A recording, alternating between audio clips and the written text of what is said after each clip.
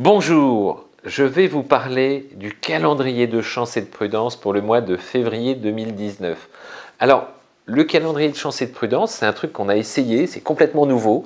On a inventé un principe qui consiste à regarder sur l'échelle d'un mois les jours favorables, les jours défavorables. Bon, intrinsèquement, quand je parle d'un signe, celui qui est opposé, c'est celui qui a moins de bol, hein, c'est une mécanique simple en fait.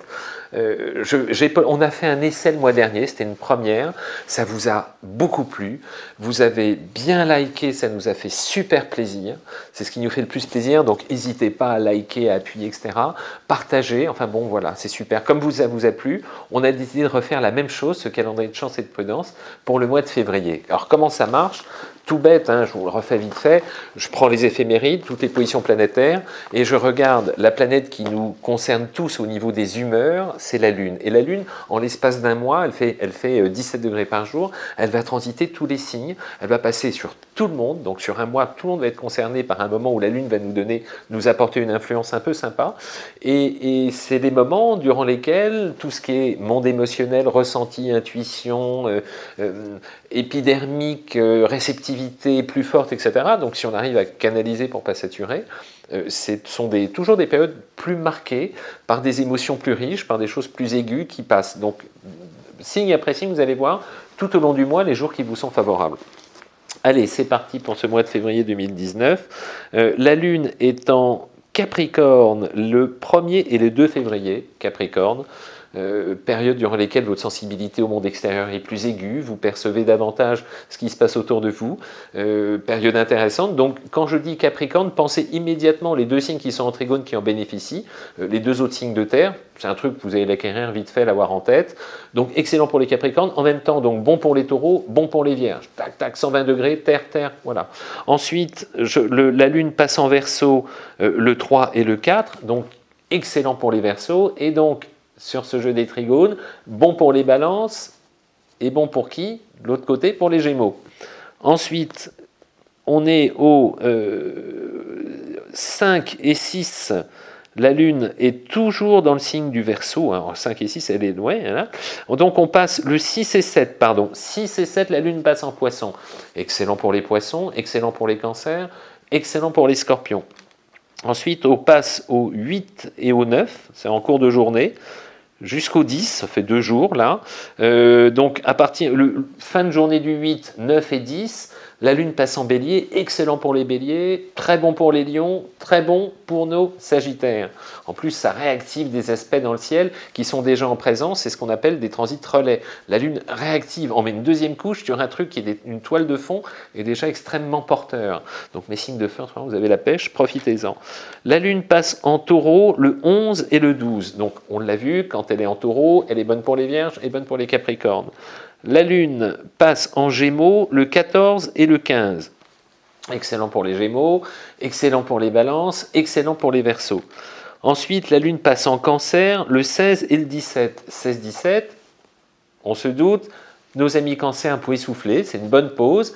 C'est bon en même temps pour les Poissons et pour les Scorpions. Toujours le jeu des angles de 120 degrés. À chaque fois qu'on est dans un élément, hein, feu, terre, air, eau, les deux autres en bénéficient. Hein, par essence, par principe, c'est le jeu des aspects qui s'associent, qui vont dans le bon sens, principe des trigones. Ensuite, la Lune passe en Lion. Le Lion, le 18 et le 19, ce sont vos jours, amis Lion. Excellent aussi pour les Béliers et pour les Sagittaires. La Lune entre en Vierge le 20 et le 21. Lune qui entre en Vierge le 20 et le 21, bon pour la Vierge, bon pour le Taureau, bon pour le Capricorne. La Lune quitte la Vierge et rentre dans la Balance 22-23, excellent pour les Balances, pour les Verseaux et pour les Gémeaux. Toujours mes angles de 120 degrés qui protègent. La Lune retourne comme elle l'était en début de mois, c'était fin de mois précédent, entre en Scorpion le 24 et le 25, fluide pour les Scorpions, les Cancers, encore une fois, et les Poissons. La Lune passe en Sagittaire le 26 et le 27. Pour qui c'est bon ? C'est excellent pour les Sagittaires, bien évidemment. C'est excellent pour les Béliers et c'est excellent pour les Lions. Pour finir le mois, c'est que des bonnes nouvelles tout ça. On arrive le 28, elle est mi-Sagittaire, elle rentre en Capricorne en cours de journée. Là, il y a 6 gagnants d'un coup, les signes de terre, les signes de feu. Les signes de feu, vous les connaissez, Bélier, Lion, Sagittaire. Et les signes de terre, Capricorne, Taureau et Vierge. Voilà.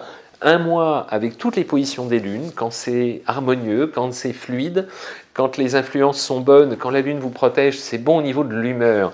Et puis, je suis un peu insistant sur les humeurs, parce que les humeurs, c'est notre fonctionnement premier, archaïque, fondamental. Donc, lorsqu'on est placé dans des dynamiques où l'humeur est bonne, on est plus accessible sur le plan humain, plus perméable, certes, aux émotions, mais en même temps plus riche de chaleur communicative, et on sait à l'usage que cette capacité que nous avons tous en nous, qui consiste à fonctionner en harmonie avec nos émotions, c'est toujours porteur, ça fluidifie les situations, ça arrondit les angles, et puis on s'entend mieux, donc on est tous plus zen, donc quand les aspects sont bons de la Lune, il faut en profiter. Voilà, c'était mon calendrier de chance pour le mois de février. N'oubliez pas de liker, cliquer, de charger ce calendrier de chance et de prudence qu'Olivier vous concocte et vous offre. C'est son cadeau, c'est super, formidable, et c'est bien fait, en plus il se donne de la peine. Et puis abonnez-vous, quoi. Hein, et puis, les jours de prudence, tu les as pas donnés? Les jours de prudence, on repart pour les jours de prudence. Alors, vous allez voir, c'est le principe, il est simple, c'est le jeu de l'opposition. Donc je fais l'inverse maintenant. Les jours où il faut faire gaffe, c'est reparti pour un tour, c'est rapide. Donc le 1er et le 2, quand la Lune est en Capricorne, pas terrible pour les cancers. Quand la Lune, le 3 et 4, est en Verseau, pas terrible pour les lions. Lorsque la Lune est en Poisson, 5, 6 et 7, pas terrible pour les vierges. Lorsque la Lune est en Bélier, le 8 et le 9, pas terrible pour les balances. Lorsque la Lune est en Taureau, le 12 et le 13, pas terrible pour les Scorpions. Lorsque la Lune est en Gémeaux, 14 et 15, pas terrible pour les Sagittaires. Lorsque la Lune est en Cancer, le 16 et 17, sont les Capricornes qui prennent. Hein. Lorsque la Lune est en Lion, 18-19 sont les Verseaux qui trinquent. Lorsque la Lune est en Vierge, le 20 et le 21 sont les Poissons qui font la tête. Lorsque la Lune est en Balance, 22-23, ce sont les Béliers qui grognent. Lorsque la Lune est en Scorpion, le 24-25, sont les Taureaux qui font la tête. Et lorsque la Lune est en Sagittaire, le 26-27 et tout début du 28, sont les Gémeaux qui ne sont pas commodes. Voilà, vous savez tout pour les jours de prudence pour ce mois de février 2019. Je vous dis à très bientôt, parce que si ça vous plaît autant ce mois-ci que ça vous a plu le mois dernier, on vous en refera un pour le mois prochain.